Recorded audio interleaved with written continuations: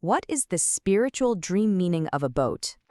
What if the very water that killed Virginia Woolf was the same water she'd been dreaming about her entire life and nobody ever taught her what it meant?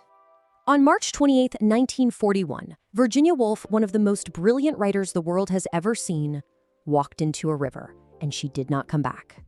Now, let's be clear. This was no accident. This was a woman who lost her mother at 13, her father at 22, two of her siblings gone, one right after the other. A woman who survived multiple mental breakdowns in an era that treated women's minds like they were, an inconvenience. And this wasn't just happening in her life. It was screaming from the pages of her work, her entire life's work. From the waves to the lighthouse. It was all about one thing, the self being carried along by a powerful, relentless current. She was brilliant, groundbreaking, and yet, she never learned to read her own symbols. You need to be smarter than Virginia, because your life just might depend on it. So let's get real for a second. Be honest with yourself. Do you feel like you are just drifting? Do you feel like someone else is at the wheel of your life? Does the water beneath you feel too deep, too dark, like nobody even knows you're out there? If you said yes to even one of those, I'm telling you, your subconscious is already sending you a boat dream, or it's about to. And here's why this is so critical. Your psyche communicates through metaphor for a reason, because direct language is just too easy for us to fight off. Your conscious mind will argue, it'll rationalize, it'll minimize any real pain. But your dreaming mind, it has no filter. It just shows you the truth. In the language of your soul, the boat is simple. The boat is you. It's yourself, the container that holds you together as you move through the emotional currents of your life. And the water? Well, that's your emotional world, your unconscious, your feelings, all the relational depths that you are navigating every single day. You have to understand, your dream is not just some random poetry. It is live spiritual data. It's telling you the direction you are traveling, the condition of the vessel. Is it sturdy or is it falling apart at the seams? The weather around you, and who's on board with you. All of it, every single detail, is your inner guidance system trying to get a message through. Virginia Woolf felt that water pulling her for decades. She wrote about it, she dreamed about it, but she didn't have the framework to interpret what her soul was so urgently trying to tell her. Her story isn't just sad, it is a warning. So this leaves you with a choice, a stark choice. You have Virginia's path, the warning, a vessel adrift, the current has the wheel, no grounding, no anchor. Or you have your path, the invitation, learn the language, read the dream, and choose your direction before the water chooses for you. And for women especially, this boat dream carries enormous weight. We are conditioned to carry other people, to navigate their emotional storms. We steer households, relationships, careers, often all at the same time. And all the while, in the back of our minds, there's this one quiet, nagging question. Is anyone steering for me? Look, the spiritual dream meaning of a boat isn't some one-size-fits-all definition. It is deeply personal. It is urgently relevant. And it is almost always pointing to something you already know, deep down, but have been afraid to face. The water is already speaking. Are you listening? Part 2. Let's get right to it. If you're dreaming of a boat, your soul is sending you a message that your survival might literally depend on, so you need to listen closely. First things first, you have to get this through your head. There are 0 accidents in your subconscious.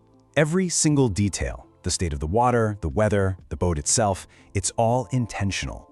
Think of it like a diagnosis of your inner world. So let's start with the most urgent messages, shall we? We are starting with the most critical messages. These are the dreams that are basically psychic fire alarms. They're not subtle. They are screaming at you to wake up and pay attention before it's way too late. A sinking boat.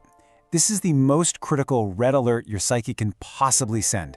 It means you're taking on way more water than you can bail out. And listen, this is not a metaphor for just having a bad day. It's a diagnosis of a life that has become completely unsustainable. Your soul is throwing you a lifeline, telling you something has to be released now, or you are going down with the ship. The message here is a command, not a suggestion. You have to act. Not tomorrow, today. You're going to make a list of every single thing on your plate, every relationship, every obligation.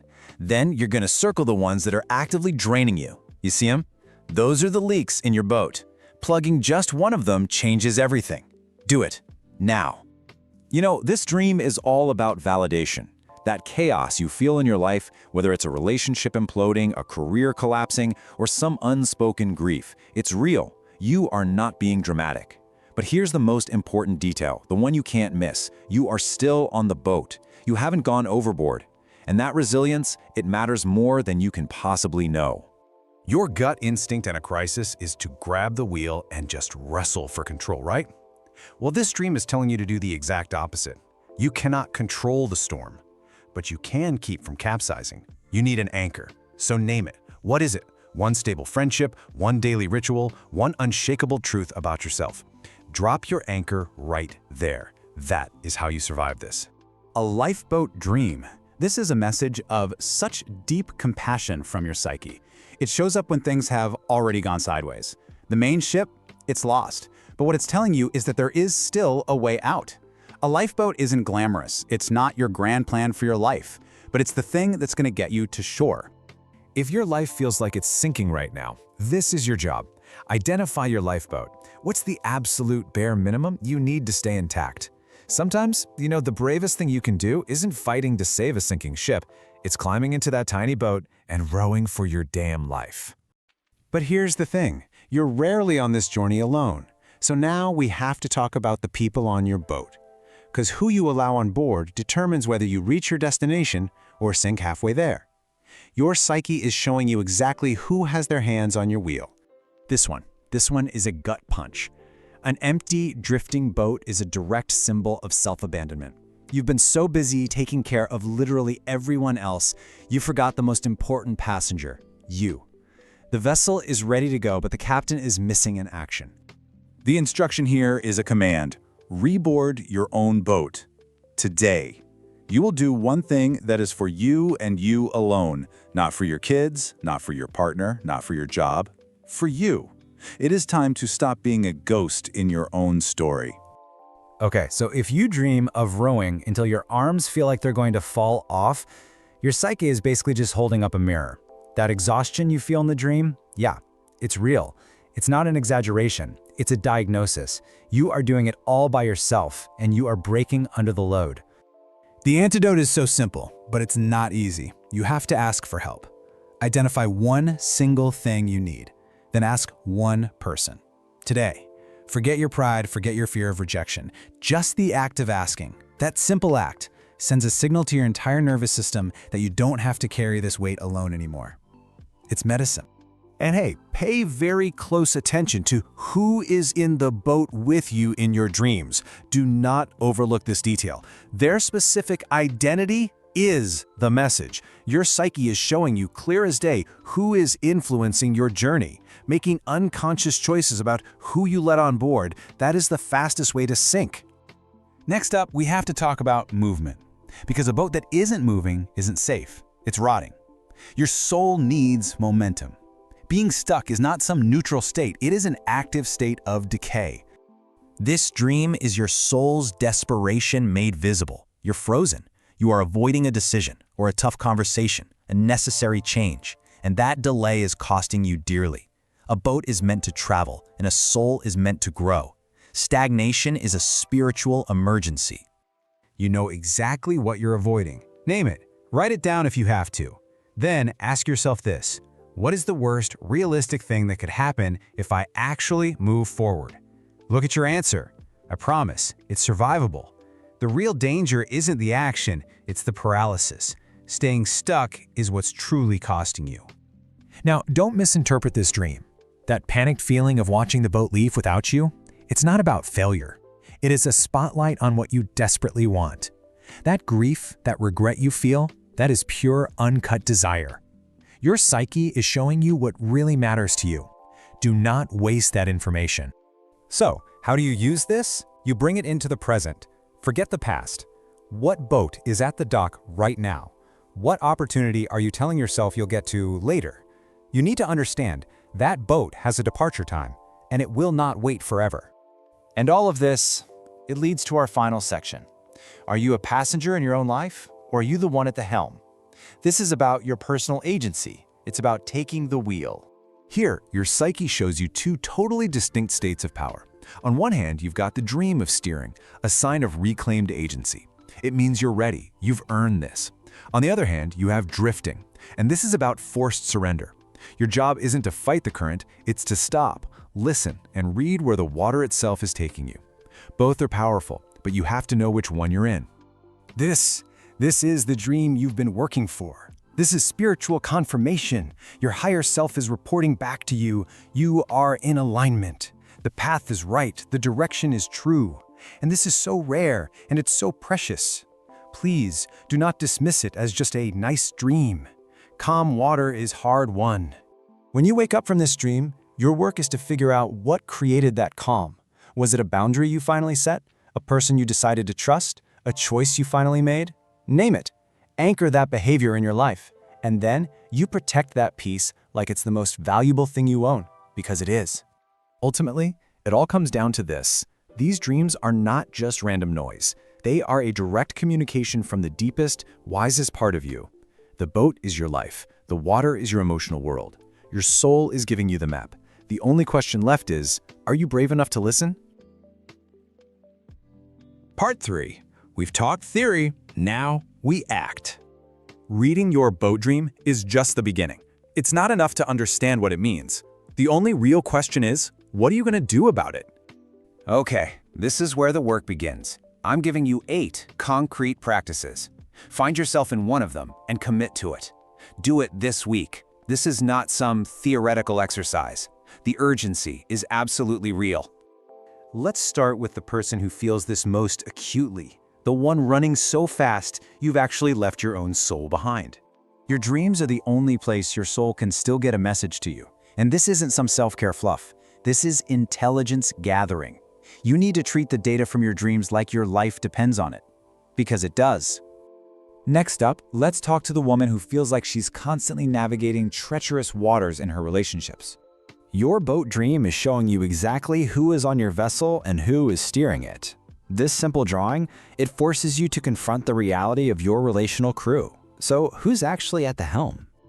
And let's be crystal clear, this isn't about burning bridges. It's about seeing your crew clearly so you can make conscious choices. The crucial point is, you can't navigate if you don't even know who's on board. For the woman who already has a deep spiritual practice, listen closely. Your dream life isn't separate from your spiritual life. They are the exact same conversation. You have to keep that line of communication open with your deepest self. So during your meditation, go to the water. Don't look for a verbal answer. Listen for a feeling, a color, a sensation. That's the language your soul speaks. If you're stuck and you keep having that dream of a drifting boat, that is not a coincidence. It's about the decision you are refusing to make. This exercise, it makes the unconscious choice visible so you can finally act on it with your eyes open.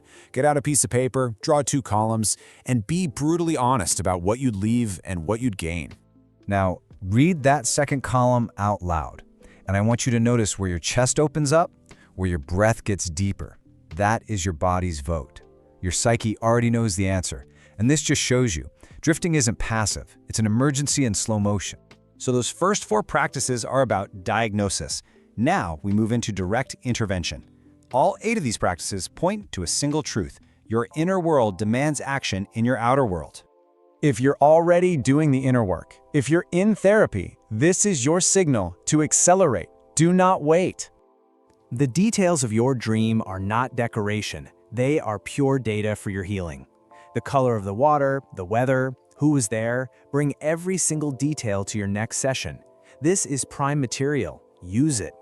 To the creative woman, the maker, the artist, you already know that you process the world by making things. Your dreams are calling for the exact same thing. It's time to create. This bypasses your rationalizing brain and speaks directly to your emotional and spiritual centers. Don't aim for it to be pretty. Aim for it to be true. Then put it somewhere you can see it every single day. And let it talk to you. And now for the exhausted caregiver, the one keeping everyone else afloat while your own ship is taking on water. Listen to me. This is not a luxury. This is structural maintenance on the only vessel you have. 5 minutes. One anchor that is yours alone, every single morning. Do not skip this. Tomorrow is already the emergency. And for the woman who trusts data, who relies on logic and patterns, here is how you use that immense strength for your inner life. Your boat dream is your psyche's reporting system. So read the report, track the data, correlate the dream content with your waking life events. The patterns will give you actionable intelligence. Use it to manage your own life with the same rigor you apply everywhere else. Your dreams are not random noise. They are dispatches from the part of you that cannot be fooled. Virginia Woolf heard this call from the water, but she was untrained in its language. You have what she did not. You have a framework, you have a practice, and you have a choice. This is your advantage. Use it. So here is the final, undeniable truth. The dream is not a dream. It's a dispatch. It is a direction. And now that you know, you can't unknow. The only question left is, what will you do about it?